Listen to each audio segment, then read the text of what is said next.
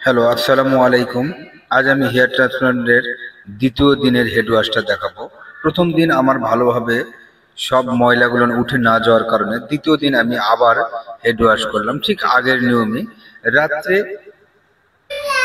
নারকেলের তেল দিয়ে রেখেছিলাম, সকালবেলা ঘুম থেকে উঠে সেভিং ফোম দিলাম এবং সেটা আবার ধুয়ে ফেলে দিয়ে আবার আপনার বেবি শ্যাম্পু লাগায় কিছুক্ষণ মাথা আবার ওয়াশ করলাম।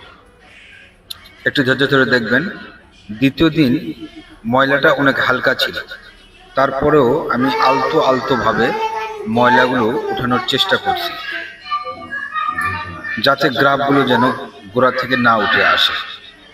খুব সতর্কতার সহিত আমি দ্বিতীয় দিন হেড ওয়াশটা করলাম। আমার এতে কোনো সমস্যা হয়নি। আপনারাও ঠিক এভাবেই দ্বিতীয় দিন হেড ওয়াশ করতে পারবেন, কারণ একদিনে সম্পূর্ণ ময়লাগুলো মাথা থেকে উঠে যায় না, তাই দ্বিতীয় দিন আবার পরিষ্কার করতে হয়।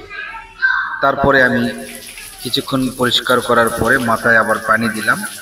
আমি সাধারণ পানি দিয়েছি, আপনারা ইচ্ছা করলে স্যালাইনের পানিও দিতে পারেন। আমি সাধারণভাবে ট্যাপের পানি ইউজ করতেছি। তালুর উপর থেকে পানি স্লাইড করে ছেড়ে দিলাম, আস্তে আস্তে মাথাটা এবং মুখটাও পরিষ্কার করে নিলাম, যাতে চুলে আঘাত না লাগে। পরের দিন আমার খুব বেশি কষ্ট হয় না আর কি, খুব ধীরে ধীরে জিনিসটা ওয়াশ করেছি। খুব সুন্দরভাবে মোটামুটি 90% আমার পরিষ্কার হয়ে গেছে। আপনারা ইচ্ছা করলে ঠিক এভাবেই ঘরে বসেই দ্বিতীয় দিনেও ওয়াশ করতে পারবেন, যাতে মাথার চারুটা যেন সম্পূর্ণ পরিষ্কার হয় এবং অক্সিজেনটা যেন চুলের গোড়ায় পায় আর কি।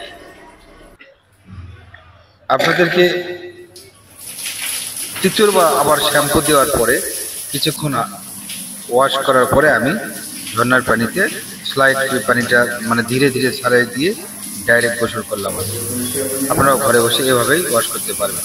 ভালো থাকবেন ইনশাআল্লাহ।